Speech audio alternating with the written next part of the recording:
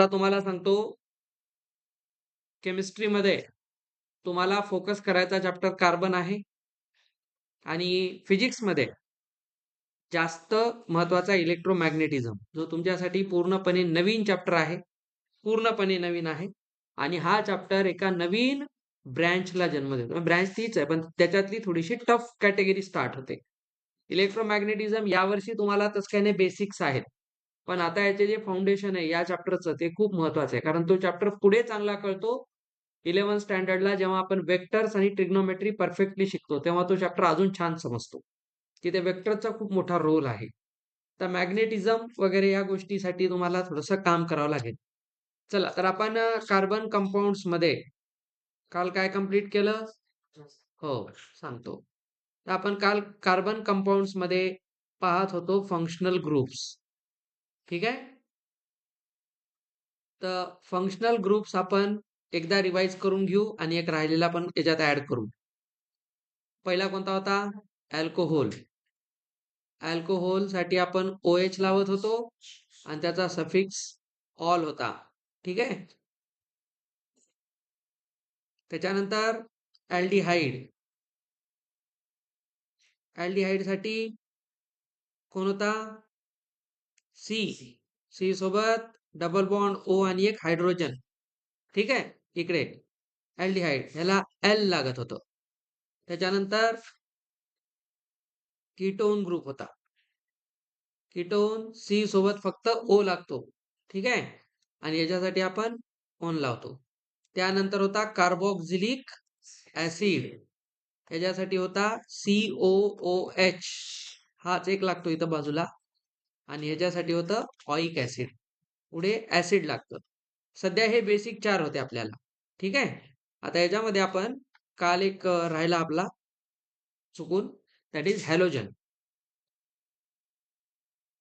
तर हॅलोजन आणि बाकीचे जे ग्रुप्स आहेत त्याच्यात एक बेसिक डिफरन्स आहे. आता हे ग्रुप आधी समजून घ्या. आता वरचे तर समजले तुम्हाला, ह्याचे नावं कसे लिहायचे काल आपण डीप मध्ये पाहिले. त्याच्यातले बॉन्ड पाहायचे, त्या बॉन्ड नुसार त्यांचे नावं लिहायचे. ठीक आहे. आणि एकाच फॅमिलीचे जेव्हा आपण पुढचे मेंबर्स वाढवत जातो, त्याला आपण होमोलोगस सिरीज म्हणू. होमोलोगस सिरीजला असं काही वेगळं शिकायची गरज नाही. तुम्ही एन आहे, मिथेन, अल्केन फॅमिलीमध्ये एक एक एक एक कार्बन वाढवत गेलात की अल्केनची होमोलोगस सिरीज बनते. तशी अल्कोहोलची आहे, अल्डिहाइडची आहे, प्रत्येकाची स्वतःची एक सिरीज बनते. आपण जे काल लाईनने असे 3 4 4 5 एक्झाम्पल करत होतो, पाहत होतो, ते ऍक्च्युली होमोलोगस सिरीजच होती. एकाच टाईपचे आपण लिहित होतो. मेन असते फंक्शनल ग्रुप. होमोलोगस सिरीज तर फक्त त्याचं एक प्रोडक्ट आहे, की फंक्शनल ग्रुप लावून आपण कंटिन्युअसली त्याच फॉर्मॅटचे एक प्रोडक्ट बनवतो. यांना एक नाव असतं बेटा. हे प्रत्येक कार्बन मध्ये फंक्शनल ग्रुप लावून आपण जेव्हा एक नवीन प्रोडक्ट बनवतो, त्याला एक नाव असते ऑर्गॅनिक केमिस्ट्रीमध्ये, कार्बनचे derivative. This all are derivative of carbon compounds. Derivative is a mathematical word. Okay. डेरिव्हेटिव्हचा फिजिक्स मधला अर्थ असतो प्रोडक्ट, केमिस्ट्री मधला अर्थ प्रोडक्ट. तर हे सगळे प्रोडक्ट्स आहेत त्याचे. मॅथ्स मध्ये आपण त्याला डेरिव्हेटिव्ह म्हणतो. तर डेरिव्हेट करण्याचा अर्थ काय असतो? जसं तुम्ही इन्स्टंटेनियस वेलॉसिटी वगैरे मी सांगत होते, आपण स्लोप काढत होतो लाईनचे. ठीक आहे नाही, y2 minus y1 upon x2 minus x1, जे आपण स्लोप लिहित होतो, ते ऍक्च्युली डेरिव्हेटिव्ह आहे. तिथं डिफरन्शिएट करतो आपण. जेव्हा एखाद्या कर्व लाईनला, कोणत्याही कर्व लाईनला, ही सिकॅन्ट आहे, या सिकॅन्टला ज्यावेळेस आपण काय करतो, असं आणून टँजंट मध्ये कन्वर्ट करतो, तेव्हा ते त्याचं डेरिव्हेटिव्ह असतं. तर डिफरन्शिएशनचे हे बेसिक आहे. कोणत्याही कर्वला तसं लिहितो आपण. आता इथे त्याचा संबंध नाही, इथे डेरिव्हेटिव्हचा अर्थ प्रोडक्ट असा घ्यायचा केमिस्ट्रीमध्ये. आता हॅलोजन ग्रुप जो आहे, याच्या नावून समजून घ्या, हे असतात सगळे पिरियॉडिक टेबल मधले ग्रुप 17 एलिमेंट्स. ठीक आहे. आणि याच्यामध्ये आपल्याला सगळ्यांना माहितीये, जो पहिला एलिमेंट कोणाची फॅमिली, ही क्लोरीनची फॅमिली आहे की नाही. त्याच्यात क्लोरीन, फ्लोरीन, आयोडीन, ठीक आहे नाही, या टाईपचे जे मेन मेन तुम्हाला याच्यासाठी आपण पिरियॉडिक टेबल लास्ट इयर घेतला होता. मी तुम्हाला जे नेमोनिक्स सांगितले होते खूप सारे. आता याच्यात मेन असते, कोणत्याही कार्बन कंपाऊंड मध्ये आपण जेव्हा हॅलोजन ग्रुप ऍड करतो, तेव्हा ह्यांचं नाव लिहित असताना एक रूल असतो, की जो हॅलोजन आपण जोडतोय, halogen group is named at first. याचं नाव लिहिताना हॅलोजन ग्रुपला पहिल्यांदा सांगायचं. फॉर एक्झाम्पल, आता आपण इथं लिहिला CH4 हा अल्केन आहे. मी याच्यामध्ये एक कार्बन कमी केला, हायड्रोजन, आणि त्याच्या जागेवर लावला मी क्लोरीन. तर आता ह्याच्यामध्ये याचं नाव लिहिताना आपण इतकं वेळ बघा ऑल, एल हे सफिक्स म्हणून लावत होतो. पण हॅलोजन मध्ये ह्यांना प्रिफिक्स म्हणून वापरतात, ह्यांना आधी लिहितात. तर याचं नाव होईल क्लोरो. ठीक आहे. क्लोरो आणि मिथेन एकच कार्बन आहे ना, आणि सिंगल बॉन्ड आहे. तर ह्याचं नाव मिथेन क्लोराईड असं होत नाही, हे लक्षात ठेवा. ह्याच्यात बेसिक एवढाच डिफरन्स असतो की इथे एकदा Cl लागतो, ब्रोमिन लागला तर तो ब्रोमोमिथेन होईल. आयोडो त्याच्यामध्ये ओ सांगण्याची पद्धत आहे. क्लोरो, मग ब्रोमो, फ्लुरो, या पद्धतीने. फ्लुरो असते ते, फ्लोरो नसते. ठीक आहे, फ्लुरो आणि मग आयोडो, आयोडीन, हे चारच महत्वाचे आहेत, खालचे नाही तेवढे महत्वाचे. ठीक आहे. तर हे जे महत्वाचे आहेत, आपल्या सिलेबस वाईज 5 फंक्शनल ग्रुप. अजून एक मी तुम्हाला सांगितलं होतं, याच्यामध्ये अमाइन्स असतात. ठीक आहे, नायट्रोजनचे बरेचसे ऍड होतात. आपण बेसिकली आता दोनच टाईपचे शिकलेले, हायड्रोजन असलेले आणि ऑक्सिजन असलेले. ऑक्सिजन वाले दोन असतात, अल्डिहाइड आणि कीटोन, जिथे ऑक्सिजनचं डॉमिनन्स असतं. ठीक आहे. बाकी मग हे अल्कोहोल वगैरे हा हायड्रॉक्सिल ग्रुप असतो, हायड्रॉक्स ग्रुप आहे तो, आणि एक ऍसिडला जन्म देतं. आता यानंतर होमोलोगस सिरीज मी तुम्हाला सांगितली, त्याला काय असा वेगळा टॉपिक म्हणून शिकण्याची गरज नाही. तुम्ही ह्यांनाच फक्त एक एक एक एक कार्बन घेत फॅमिली त्याची एक्सटेंड करत गेलात, एक एक फंक्शनल ग्रुप लावत, की त्या त्या फंक्शनल ग्रुपच्या होमोलॉगस सिरीज क्रिएट होतात. नावच आहे सिरीज, आणि होमोलॉगस म्हणजे सेम सेम टाईपचे फंक्शनल ग्रुप अटॅच असलेली continuous series, that is homologous series. आणि ते सगळे काय सांगतात, same, near about same characteristic. एका होमोलॉगस सिरीज मध्ये जेवढे कंपाऊंड्स येतात ते जवळपास सिमिलर प्रॉपर्टी शो करतात. मग ते फिजिकल असतील, केमिकल असतील, सिमिलर म्हणजे रिॲक्शन्स मध्ये फार जास्त डिफरन्स येत नाही, म्हणून त्यांचं नाव आहे homologous, which show the similar properties. आपण सेम नाही म्हणत, सेम आणि सिमिलर मध्ये फरक आहे. आपण सेम म्हणजे कॉन्ग्रंट, मॅथ्स मध्ये पाहतो आपण, आणि सिमिलर म्हणजे प्रोपोर्शनल. तर जवळपास सेम, पूर्ण नाही. आता या चॅप्टरचा एक ऍप्लिकेशन लेवलचा पार्ट सुरू होतो आता इथून पुढे. आता आपण पाहतो यांच्या केमिकल रिॲक्शन्स किंवा केमिकल प्रॉपर्टीज असे म्हणू शकता तुम्ही. Chemical properties of carbon compounds. आता हा जो टॉपिक आहे याच्यावर आपल्याला एक्झाम मध्ये एक क्वेश्चन फिक्स असतो या प्रॉपर्टीजवर. तर केमिकल प्रॉपर्टीजवर बोलतोय आपण. कधीही या चॅप्टर मध्ये फिजिकल प्रॉपर्टीज आता शिकत नाही. फिजिकल प्रॉपर्टीज साठी तुम्हाला 12th स्टँडर्डला सेपरेट चॅप्टर आहे हायड्रोकार्बन्स. तिथे प्रत्येकाच्या फिजिकल प्रॉपर्टीज आहेत. फिजिकल मध्ये त्यांचं टेम्परेचर डिपेंडन्सी काय असते, हीट किती प्रोड्यूस करतात, त्यांचं अपिरियन्स कसं असतं, त्यांचं ते कोणत्या मॅटरच्या फॉर्म मध्ये एक्झिस्ट करतात. ठीक आहे, त्यांचं बॉइलिंग पॉइंट काय, मेल्टिंग पॉइंट काय, these all represent physical properties. Smell कसा असतो, ठीक आहे, कलर काय असतो. तर या सगळ्या गोष्टी फिजिकल मध्ये येतात. आणि केमिकल प्रॉपर्टीज काय सांगतात की त्यांचे कंपाऊंड्स फॉर्म होताना ते रिॲक्ट कसे करतात एकमेकांसोबत. तर याच्यामध्ये सगळ्यात पहिली chemical property important, that is combustion.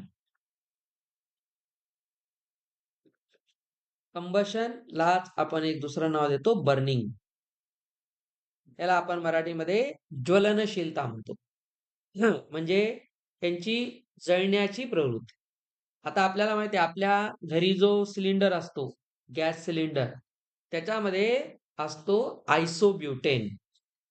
ठीक आहे, आयसो आता तुम्हाला माहित झालंय. आयसोब्युटेन काय आहे, आयसोमर आहे ब्युटेनचा, म्हणजे एन ब्युटेनचा तो एक प्रकार आहे की कार्बन ब्रँच मध्ये आलेला आहे. आयसोब्युटेन जो आहे एन आहे, तो सॅच्युरेटेड हायड्रोकार्बन आहे.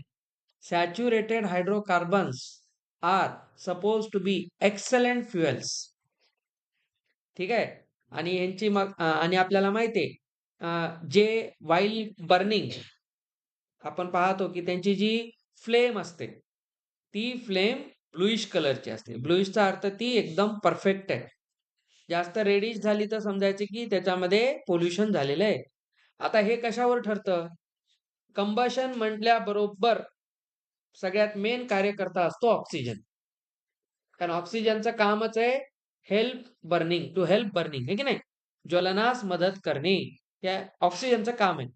आणि कार्बन कंपाऊंड जे असतात, हे जेव्हा ऑक्सिजन सोबत रिएक्ट होतात, तेव्हा ते खूप इंटेन्सिव्हली बर्न होतात.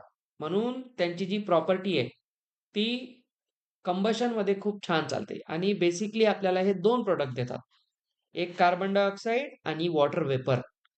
कधीही एक एक्झाम्पल आता आपण इथे चेक करू शकतो. बघा आणि रिएक्शन्स तुम्हाला काही बेसिक लक्षात ठेवायच्यात. जसं आता इथे हे मिथेन आहे. मिथेन आता मी याचा स्केलेटल इक्वेशन लिहितो. ठीक आहे. मिथेन आहे. मिथेनला मी ऑक्सिजन सोबत काय केलं? आता इथे मी चला लिहितो 2O4. O4 राहू शकते, डोंट वरी. ठीक आहे. आता याला मी ऑक्सिजन सोबत जेव्हा हा कोण आहे बघा सॅच्युरेटेड हायड्रोकार्बन आहे. दुसरा नाही जमणार. अनसॅच्युरेटेडचे प्रॉब्लेम्स असतात. अनसॅच्युरेटेडला सॅच्युरेटेड मध्ये कन्वर्ट करावं लागतं. त्याची अडचण असते. ठीक आहे. आता हा जो आहे कंबशन होईल. तर इथे आपण लिहिणार कंबशन. तर हा आपल्याला प्रोडक्टमध्ये देतो CO2 फिक्स असते. तुम्हाला आता रिॲक्शनचं नाव दिलं की आधी तुमच्या डोक्यामध्ये इमेज आली पाहिजे. कंबशनचे प्रोडक्ट्स कोण? Carbon dioxide, water vapour. Fix, no change. ठीक आहे. आता बॅलन्स करण्यासाठी 2H2O लिहायचं. बघा इथे ऑक्सिजन 2 आहेत, इथे 2, 4 झाले, हे 4. हायड्रोजन बघा हे 4 झाले, इथे 4. कार्बन इथे 1, इथे 1. ठीक आहे. आता हे 2 तर ठरलेलेच आहेत. आणि आता जळते म्हणजे काय होणार? हीट येणारच आणि लाईट देऊन टाकते थोडं थोडं. या पद्धतीने लक्षात ठेवायचं की व्हेनेवर सॅच्युरेटेड हायड्रोकार्बन्स, आता आपण हायड्रोकार्बन मध्ये सॅच्युरेटेडची कॅटेगरी लक्षात ठेवू नको. ठीक आहे. आता पहा किंवा एक काम करा, याला याला खाली घेऊया. एक पेक फ्री आला बघा. चला, तर या पद्धतीने लक्षात ठेवा. ही एक बेसिक रिॲक्शन आहे. In combustion when hydrocarbons react with oxygen in the air or the atmosphere, the combustion reaction takes place and it gives carbon dioxide, water vapor and heat along with light. हे fix product आहेत. याच्यात आपलं डोकं दुसरं लावायचंच नाही. राहिला प्रश्न फक्त बॅलन्सिंगचा. तर बॅलन्सिंग तुम्हाला येते असं मी गृहीत धरतो. ठीक आहे. आता लक्षात घ्यायचं ह्यांच्या मेन प्रॉपर्टीज मध्ये काय आहे? सगळ्यात मेन,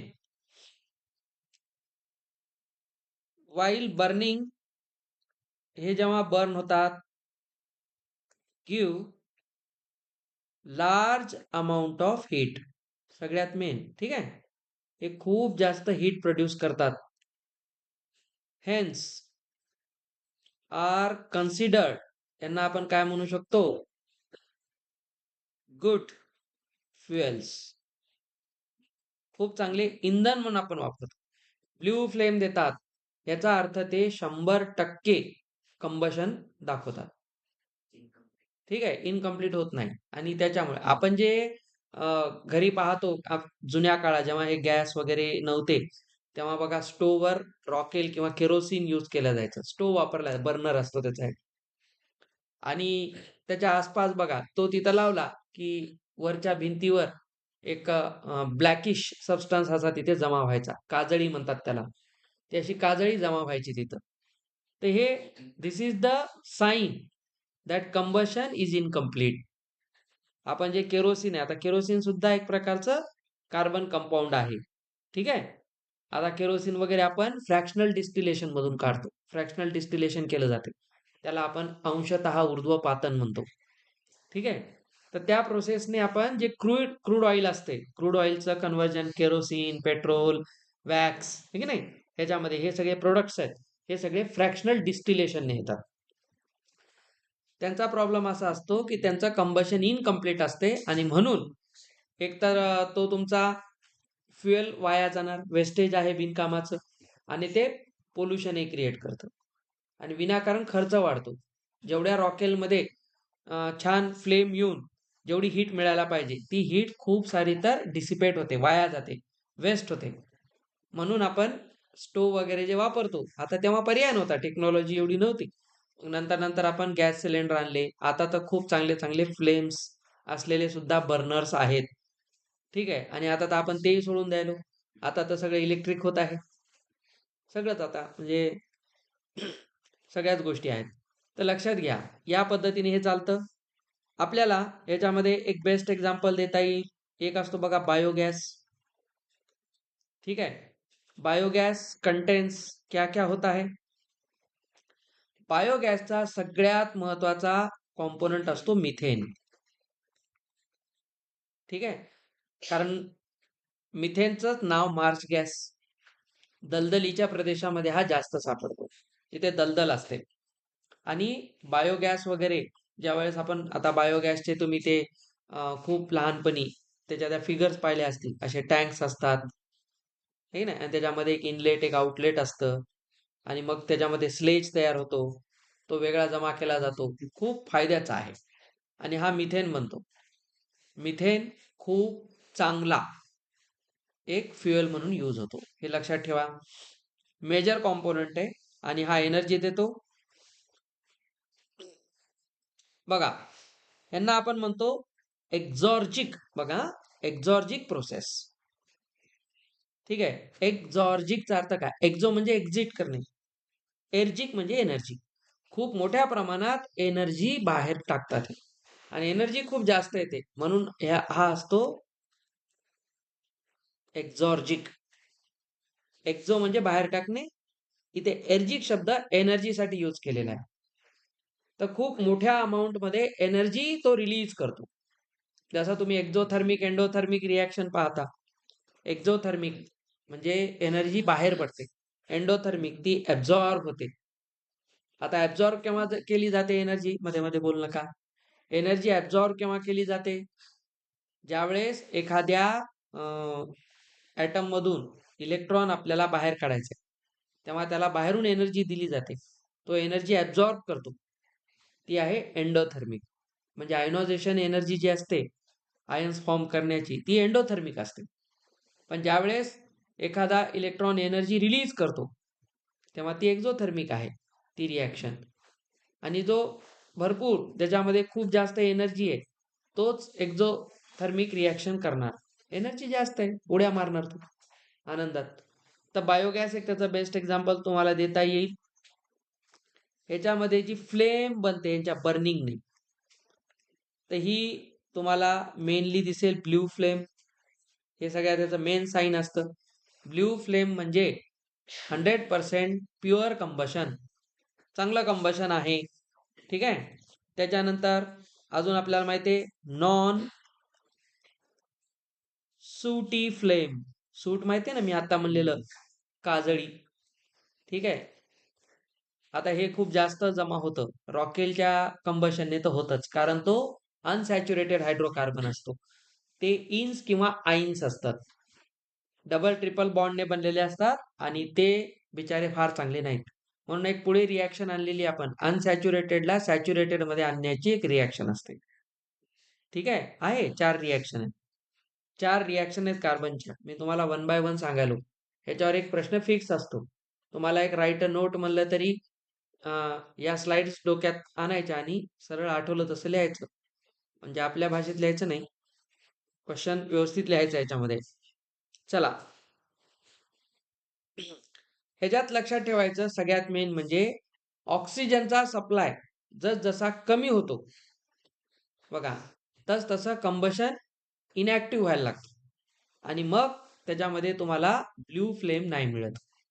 तर समजून घ्यायचं, बऱ्याच वेळा गॅस मध्ये ब्लू फ्लेमच्या सोबत कधी-कधी ती फ्लेम रेडिश व्हायला लागते किंवा येलो व्हायला लागते खूप जास्त.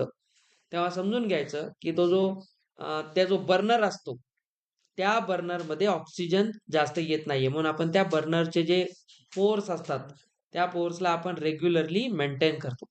त्याला आपण व्यवस्थित साफ केलं पाहिजे.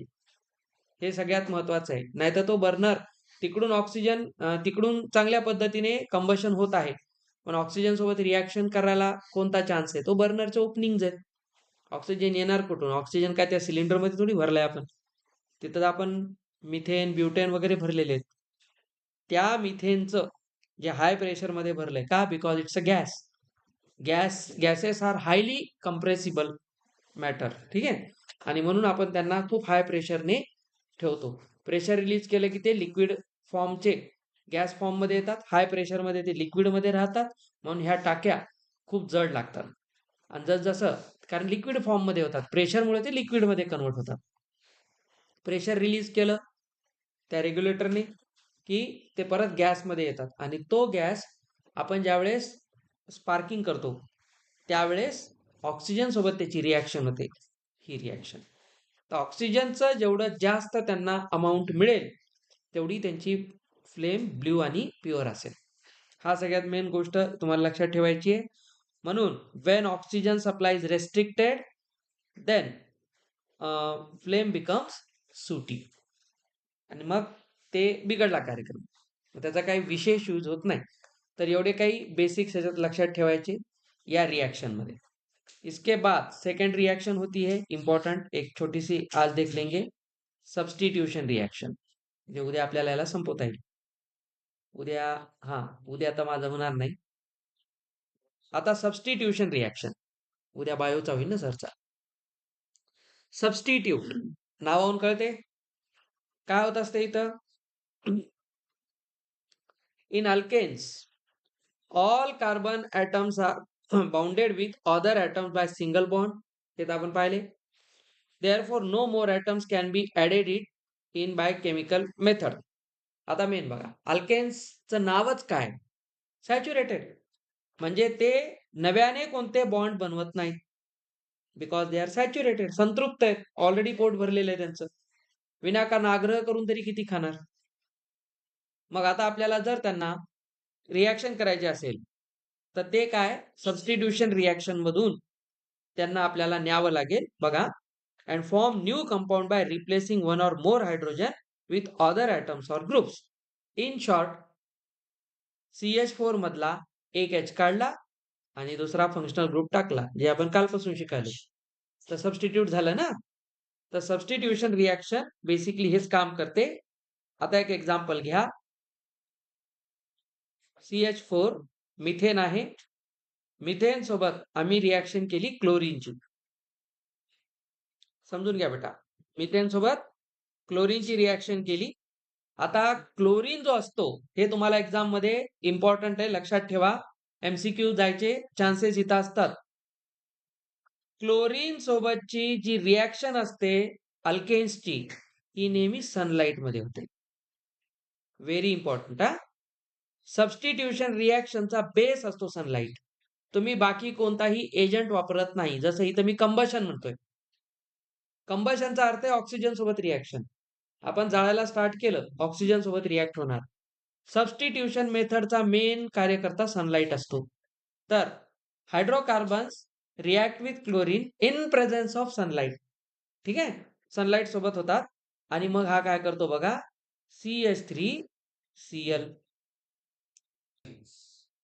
मिथेन जेव्हा रिॲक्ट होतो क्लोरीन सोबत इन प्रेझेन्स ऑफ सनलाइट तेव्हा आत्ताच आपण याचं नाव मागे लिहिलं होतं क्लोरोमिथेन.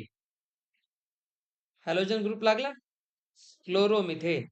आता बघा CH3 इथं CH4 होता. छान. तर बघा कार्बन तर गेला इथून. आता इथला एक हायड्रोजन उरतो आणि एक क्लोरीन उरतो आणि एक या ठिकाणी हायड्रोजन क्लोराईड तयार होतो. तर कोणीही हायड्रोक्लोरिक ऍसिड होते असं म्हणू नका. Very important. आपण जेव्हा ह्याला L लिहू तेव्हा ते ऍसिड असेल. समजलं. हा हायड्रोजन क्लोराईड आहे. हा ऍसिड नाही, हे पहिल्यांदा लक्षात ठेवा. आता याच्यामध्ये एक एक एक एक आयटम तुम्ही हे करू शकता. आता स्टोरीकडे लक्ष द्या. चला लास्ट 1-2 मिनिट द्या. CH4Cl2 CH4Cl2 न काय दिलं? CH3Cl HCl. ध्यान से देखते चलो. आता या सगळ्यामध्ये मी लिहितो SL, sunlight. Okay, now look. आता बघा आमच्याकडे काय उरलं. इथं काहीतरी चुकलं कायचं नाही. ओके, आता ह्याला प्रोडक्ट, हे प्रोडक्ट आहे ना आपलं, या प्रोडक्टला घ्या इकडं CH3Cl. आता परत ह्याने कोणासोबत रिॲक्शन केली? बघा हा जो आहे ना, याने पुन्हा क्लोरीन सोबत रिॲक्शन केली इन प्रेझेन्स ऑफ सनलाइट. आता काय होईल? CH, एकच नाही, Cl, 2 आहेत ना. चला ऍड करा. इथे कोण बनतो? Cl3 आणि पुढे काय येईल बघा, हे 2 ऍड झाले ना, Cl3 झालं आणि एक H, एक मिनिट, इथे रिॲक्शन मध्ये कुछ गडबड हुआ. Cl2 घ्या, तर CHCl3 नको ना, Cl3 नको आम्हाला तसा. CHCl घ्या, पण असंही होणार नाही, बॉन्ड असं नाही बनत. काहीतरी इथं प्रिंट मिस्टेक केली आहे.